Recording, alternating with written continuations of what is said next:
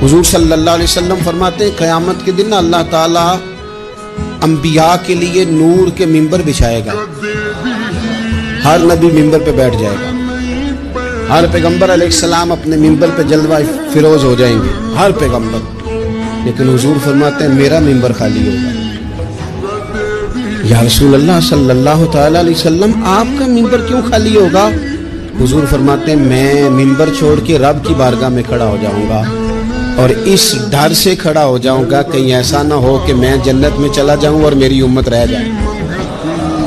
मैं अपनी उम्मत की सिफारिश करूंगा, रब मेरी उम्मत की सिफारिश कबूल करेगा। फरमाते हैं मैं इतनी सिफारिश करूंगा